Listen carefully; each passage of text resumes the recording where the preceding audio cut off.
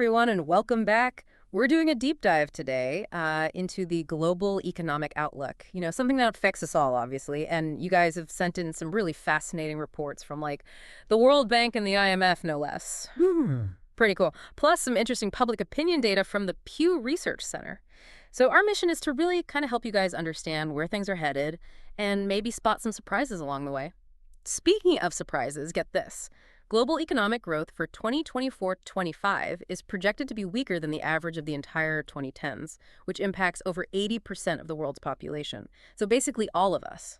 Yeah, that's a really good point. And, what's particularly interesting about that is despite this kind of sluggish growth, we seem to be avoiding a full-blown global recession. So we're not falling off a cliff, but we're also not exactly like scaling Mount Everest either, right? So what's keeping us in this holding pattern? What's going on? Well, think of it like this.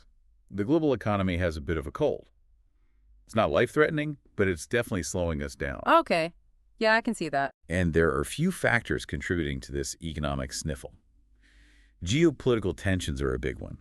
The conflict in Ukraine, the situation in the Middle East. All of these events create uncertainty for businesses and investors. Yeah, and uncertainty usually doesn't make people want to spend more, right? Exactly. Then there's the trend of trade fragmentation, which basically means that countries are becoming more inward-looking economically, and that makes it tougher to address global issues collaboratively. So less sharing is caring and more like every country for itself. Yeah, you could say that. So how does that impact me, though? Like, is this just about, like, prices of imported goods going up? It's more than that. When global trade slows down, it can have a ripple effect on jobs innovation Yep. and even the availability of essential goods. Think about it. If countries aren't freely exchanging ideas and resources, everyone misses out on potential benefits. Okay, I see what you mean. So that's two strikes against a booming economy. What else is holding us back? Interest rates are sticking around longer than many anticipated, making borrowing more expensive, and that affects businesses that are looking to expand and people like you thinking about loans for big purchases. And then, of course, climate change is a growing concern. Natural disasters are becoming more frequent, and they can disrupt supply chains and have a huge economic impact. So basically, the world economy is facing like a perfect storm of challenges. Kind of, yeah. Are there any bright spots at all, or are we just doomed to just kind of muddle through? Well, the reports do highlight the need for global cooperation to address these challenges. Okay, good. There's a call for coordinated action on several fronts, safeguarding trade, supporting green and digital transitions, which could create new economic opportunities, providing debt relief to struggling nations, Yeah. and tackling food security concerns. Okay, so more teamwork, less going it alone. Gotcha. Now, you mentioned struggling nations. Let's zoom in on developing economies a bit. The World Bank report was particularly focused on low-income countries, or LICs. Why should we sitting here, potentially in a much more developed nation, care about what's happening in LICs? Well, it's not just about charity. It's about understanding that we live in an interconnected world. What happens in LICs has a direct impact on global stability and prosperity. Think about it. They represent a significant portion of the global population. They're home to 40% of the world's extreme poor. 40%. Wow, that's a lot. Yeah, it is. And here's where it gets really interesting. The World Bank emphasizes that we're entering a crucial period for LICs. Their working-age populations are expanding rapidly. This could be a massive opportunity for growth. Imagine a surge in productivity and innovation. Or it could lead to increased unemployment and poverty if those people can't find jobs. Okay, so it's a bit of a crossroads. Either everyone benefits or things get a lot more complicated for everyone. But how does someone like me, just going about their day, actually influence what happens there? How can we make a difference? That's a great question. And it brings us to the public perception data from the Pew Research Center. We might feel powerless sometimes, but our perceptions and actions do matter. The Pew research focused on the U.S., but I think the insights resonate globally. Americans feel that wealthy donors and special interest groups have too much sway in politics, while everyday people like you and me have very little. Yeah, that feeling that your voice doesn't really matter, I think a lot of people can relate to that. Absolutely. And here's the thing. Most Americans also believe that there should be limits on money's influence in politics, and that effective laws could be enacted to do so. This tells us that people are yearning for a system where everyone has a fair shot, where economic policies are designed to benefit the many, not just the privileged few. So it's about fairness, basically. Yeah. But it's easy to feel cynical about politics, especially when you see so much gridlock and, special interests at play. Does anyone really believe that things can change? Well, here's a reason for optimism. The Pew data reveals that Americans overwhelmingly believe that voting is the most effective way to impact their country's direction. So while there's concern about the influence of wealth, there's still faith in the power of democracy. People haven't given up on the idea that they can make a difference. Interesting. So we've got this backdrop of a struggling global economy with unique challenges for developing nations and people feeling like their voices aren't being heard. But there's also this glimmer of hope that through collective action, maybe we can shift things in a more positive direction. Exactly. And that brings us to another key point from the World Bank, the power of public investment. They really emphasize this, particularly for emerging markets and developing economies. Okay, let's unpack that a bit. What exactly do they mean by public investment, and why is it so crucial, especially for emerging markets and developing economies?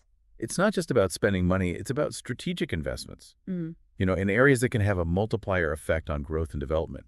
It's like if you were starting a business, you wouldn't just throw money at random things, would you? No, of course not. You'd invest in the things you need to succeed, like a good location, the right equipment, training for your employees. Right, you'd invest in the foundations to help it grow. Exactly. Public investment is about governments doing the same thing, investing in infrastructure, roads, bridges, transportation systems, education and healthcare systems, even research and development. All those things are the building blocks of a strong and resilient economy. Okay, yeah, that makes sense. But we've been hearing a lot about inflation lately. How do governments invest in all of these things when everything is getting more expensive? It's a valid concern, and the World Bank acknowledges those challenges, especially for emerging markets and developing economies. But one of their key points is that despite those challenges, even modest increases in public investment can have a significant impact. Imagine this, increasing public investment by just 1% in GDP in a developing country. That could boost its economic output by up to 1.6% over 5 years. Wow, that's a pretty impressive return on investment. Right. But how does that actually work? Like, I get that investing in infrastructure can create jobs and boost economic activity, but how does that lead to sustained growth? It's about creating a virtuous cycle. When governments invest in public goods, it can attract private investment. Businesses see opportunities and are more likely to put their money in as well. This combined investment then leads to higher productivity, better jobs, and ultimately sustained economic growth. Okay, so it's not just a short-term boost. It's about laying the groundwork for long-term prosperity. I get it. But hold on. This all sounds great in theory, but what about the reality? We know that corruption is a problem in many countries.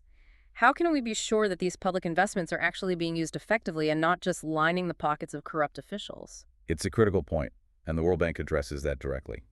They emphasize good governance and fiscal responsibility.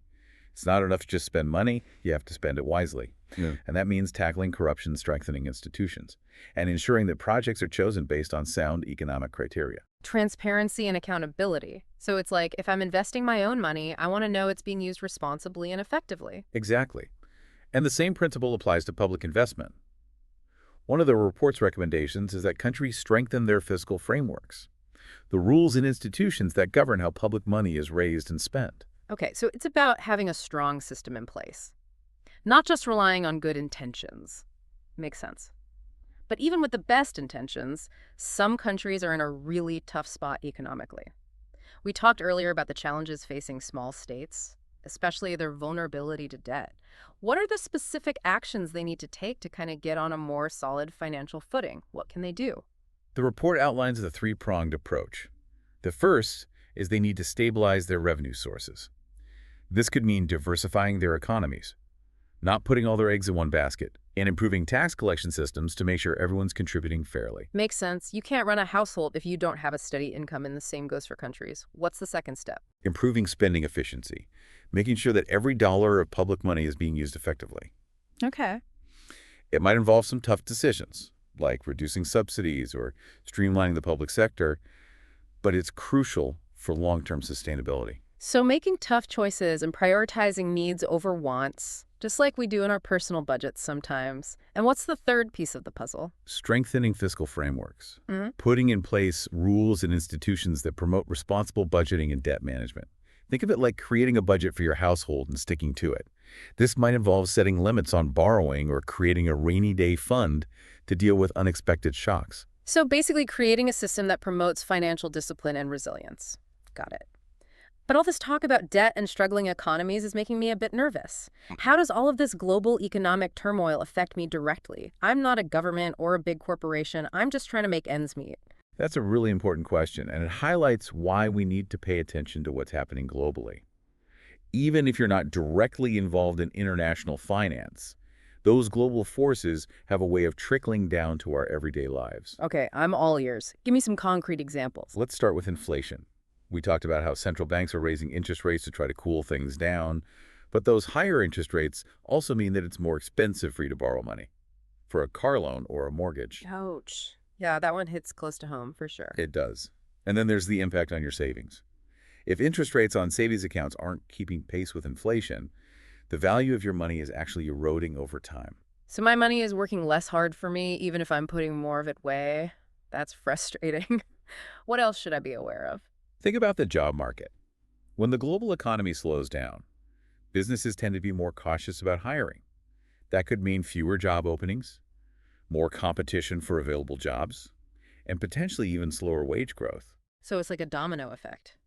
Global economic trends can influence everything from the price of groceries to the availability of jobs. Exactly.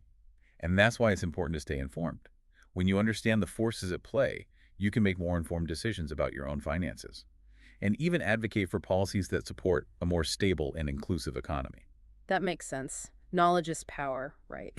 But all of this is a bit overwhelming. Is there any good news out there? Are there any positive trends on the horizon? Well, as we discussed, the global economy is avoiding a full-blown recession. While growth is slow, it's still growth. There are pockets of resilience and innovation emerging around the world. Okay, so it's not all doom and gloom. But let's go back to the personal level for a minute. We've talked about the challenges facing developing economies and the complexities of global finance. But how does all of this connect back to the average person trying to navigate their own financial life? Is there anything we can learn from these global economic trends that can help us manage our own personal finances better? Absolutely. There are definitely some valuable lessons we can draw from the global economic landscape and apply to our own financial lives. Perfect. I think our listeners would love to hear some practical advice. What can they do? Yeah, there's a ton we can learn from what's happening globally and apply it to our own lives. Well, great. I think our listeners would love to hear some practical advice. What can they do? Where do we even start? One of the key takeaways from all these reports is the importance of diversification. You know how we talked about small states needing to diversify their economies to be more resilient? Well, the same principle applies to your personal finances. Oh, okay. So not putting all your eggs in one basket. Exactly. Diversifying your investments, for example, can help you weather market volatility. Instead of putting all your money in one stock or one type of asset, spread it out across different asset classes. Stocks, bonds, real estate, maybe even some alternative investments. So it's about managing risk. If one investment takes a hit, the others can help cushion the blow. Makes sense. What else can we learn from the global economic playbook? Think about fiscal responsibility. You know, we discussed it in terms of government spending, but those same principles apply to your personal finances too. Creating a budget, tracking your expenses, saving for the future. These are essential habits no matter what the global economy is doing. Right. Being mindful of spending, saving for a rainy day. It's classic financial advice, but it's good to be reminded, especially when things feel a bit uncertain. Absolutely. Another key lesson from the global stage is adaptability. Oh, okay. So being flexible, being willing to adjust to changing circumstances. Exactly. The global economy is constantly evolving, and we need to be able to adapt to new challenges and new opportunities as they come up. So what does that look like in practice for someone like me? It could mean being open to new career paths, maybe developing some new skills, or even finding creative ways to supplement your income. The key is to stay informed, stay flexible, and be willing to pivot when necessary. Be like a bamboo tree bend with the wind instead of breaking. I like that analogy. But what about the emotional side of all of this? You know, this whole conversation has been kind of intense. How do we manage the anxiety and uncertainty that comes with all of these economic challenges? It's a great point. It's easy to feel overwhelmed by all the news and information. But remember, we don't have to go through this alone. Okay, so lean on your support system. Talk to your friends and family. Maybe seek professional advice if needed. Exactly. And remember, we've seen time and time again that even with all the adversity, humanity is incredibly resilient. We're innovative, we're compassionate.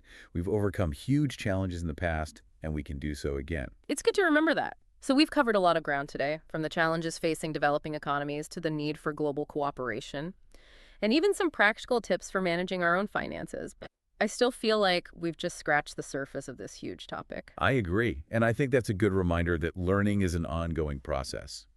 You know, there's always more to discover, more to understand. True.